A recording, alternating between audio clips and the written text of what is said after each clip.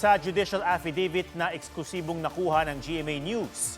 Idinitalye ni dating DPWH Secretary Manuel Bonoan kung paanong nabuo ang bilyong-bilyong pisong Senate Leadership Fund. Iginit naman ng Malacanang na hindi alam ni Pangulong Marcos ang tungkol sa Senate Leadership Fund. May report si Joseph Moro. Nang tumestigo sa Sandigan Bayan kahapon, inihayag ni dating Department of Public Works and Highway Secretary Manuel Bonoan na nagkaroon ng bilyong-bilyong pisong alokasyon para sa mga senador noong 19th Congress. Yan ang leadership fund na layon daw na mapondohan ng mga priority infrastructure projects ng mga senador. Sa judicial affidavit ni Bonoan na eksklusibong nakuha ng GMA News, isinaad ni Bonoan na isinumbong niya kay Pangulong Marcos na natatapyasan ng budget para sa mga proyekto ng DPWH dahil sa insertions ng mga mambabatas. Ikinaalarma raw ito ng Pangulo at iniutos na tiyaking equitable o makatarungan ng paglalaan ng pondo sa lahat ng rehiyon. Kasunod nito nabuo ang Senate Leadership Fund. Sabi ni Bonoan, alam ng gabinete ng Pangulo na doon kinukuha ang pampondo sa mga proyekto ng mga senador. Sinimulan daw ito sa 2024 budget at hanggang 24 billion pesos ang Senate Leadership Fund kada taon. Walang itinakdang halaga kung magkano may lalaan kada senador dahil nasa discretion daw ito ng nakaupong Senate President. Di bababa sa 500 million pesos ang pwedeng ilaan kada senador. Di bababa sa 1 bilyong piso naman para sa Senate President at Chairman ng mga major committee.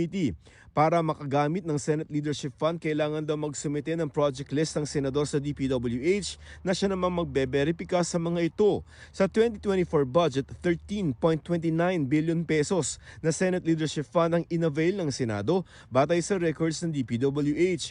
Ang kausap daw noon ni Bonoan ay sinoy Senate President Juan Miguel Zubiri. Sa 2025 budget, nasa 21 billion pesos ang inavail ng Senado. Sinoy Senate President Francis Chis Escudero naman ang nakausap ni Bonoan. Nauna nang iginiit ni Zubiri na ni minsan ay hindi raw siya nag-request o humawak ng anumang listahan ng project request ng mga senador. Sinusubukan pa ng GMA News na kunin ang panig ni Escudero. Para sa mga kongresista naman, sinabi ni Bonoan na hindi bababa sa 500 million pesos ang alokasyon kada distrito. 120 million pesos naman ang inilaan sa mga proyekto ng mga party list representatives noong 2023 at 2024 na itinasa 150 million pesos noong 2025. Sabi ni Bonoan, bumuo sila ng formula kung paano hahatiin ng pondo sa mga kongresista at ikinonsulta daw ito kay nooy House Speaker Martin Romualdez at House Appropriations Committee Chair Saldico at iba pa. Tinanggap naman daw ng liderato ng Kamara ang formula at sinimulang ipinatupad noong 2023. Ginamit din daw ito sa taong 2024 at 2025. Hinihingan pa namin ng reaksyon sina Romualdez at Co. Ayon kay dating DPWH Secretary Manuel Bonoan sa kanyang judicial affidavit, hindi raw naging matagumpay ang Senate Leadership Fund at mas lalong dumami pa raw ang tapyas sa budget ng DPWH para sa taong 2024 at 2025. Tunayan, tumaas pa raw sa lampas 1 trillion pesos ang budget ng DPWH para sa taong 2025 dahil sa mga congressional initiatives o mga proyektong wala naman sa mga proyekto ng DPWH.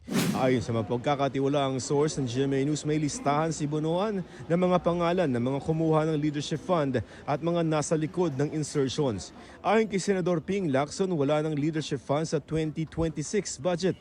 Tiniyak naman ng Malacanang na wala ring Leadership Fund sa 2027 budget. No Leadership Fund under 2027 budget. Kung nangyari po ito sa panahon noon, hindi po ito mangyayari sa ngayon. Tinanong ang palasyo kung alam ng Pangulo ang tungkol sa Senate Leadership Fund sa 2024 at 2025 budgets. Kung alam ng Pangulo yan, hindi niya yan ito-tolerate at hindi yan mangyayari. Pero mga ganito kasing usapan, minsan, lihim. Hindi niya ito kinover up.